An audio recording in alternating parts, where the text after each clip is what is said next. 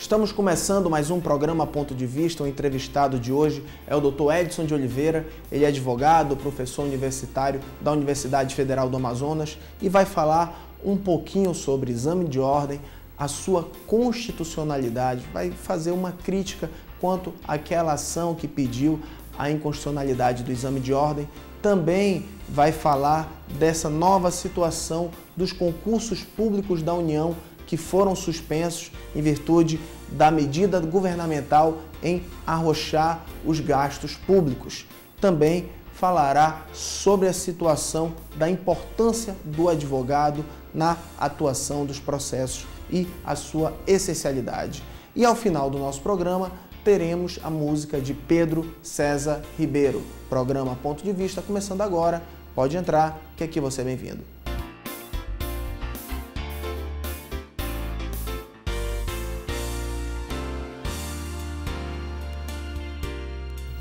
De volta com o programa Ponto de Vista, o entrevistado de hoje é o Dr. Edson de Oliveira. Se você é advogado e não conhece o Dr. Edson de Oliveira, eu acho que você tem que ter vergonha, porque é um dos símbolos da advocacia do nosso Amazonas. Dr. Edson, sempre que o senhor vem aqui ia no nosso antigo programa, que era o Tribuna Popular, agora o Ponto de Vista, a nossa audiência sempre aumentava. É incrível a quantidade de cartas e e-mails que nós recebíamos no programa. Então, eu sempre digo que é um prazer lhe ter aqui conosco.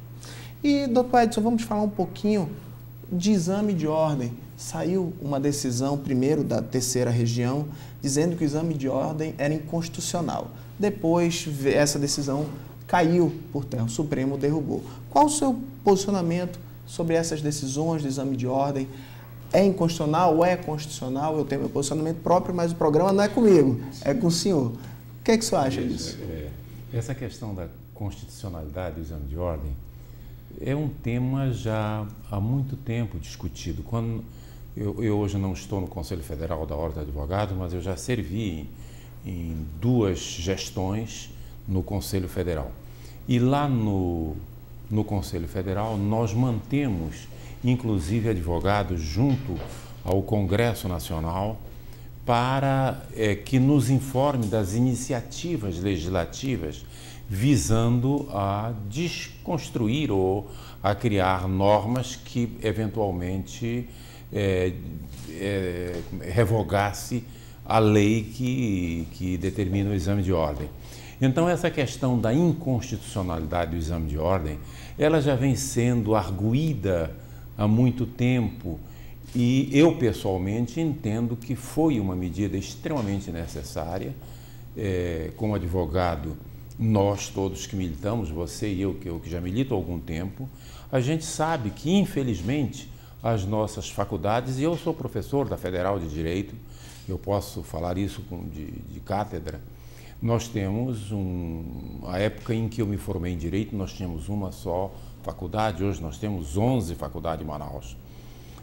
A consequência disso é que saem bacharéis em Direito absolutamente despreparados. E tão despreparados que o último exame de ordem, o número de advogados que conseguiram ser vitoriosos no exame não chegou a 20%. Então, essa tentativa de declarar a inconstitucionalidade da lei que determina o exame de ordem, eu acho isso é mais uma tentativa e que o Supremo, em boa hora, disse que não é inconstitucional.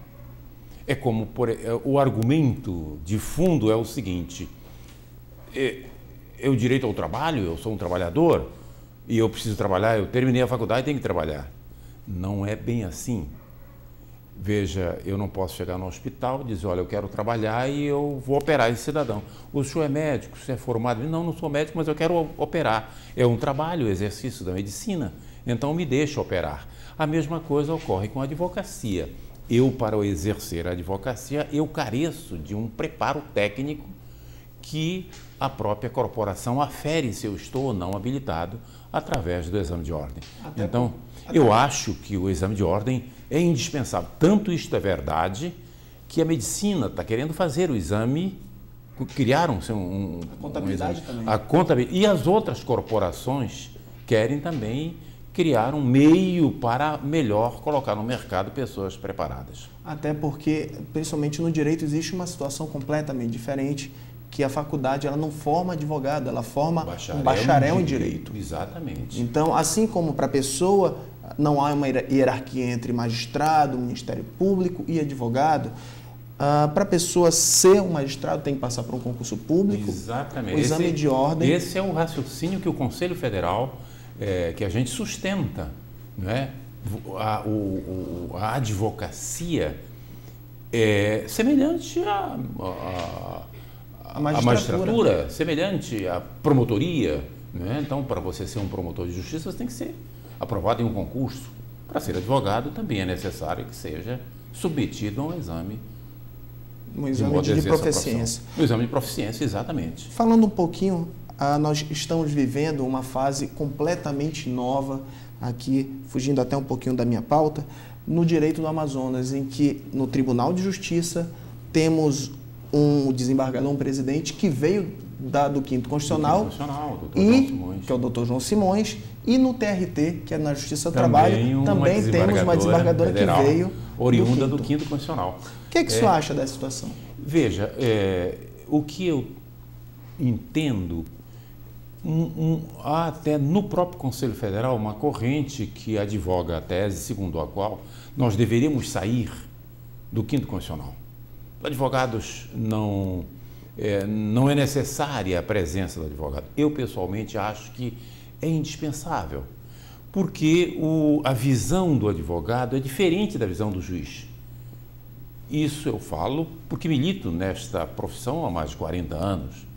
Então, uma coisa é você decidir enquanto juiz, a outra coisa é você exercer a profissão de advogado. Então, o advogado é parcial? Sim, é parcial.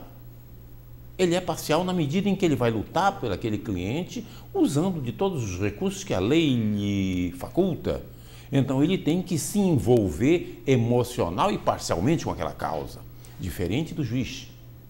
Já o juiz não, o juiz tem que ter uma conduta, sobretudo, serena para julgar, né?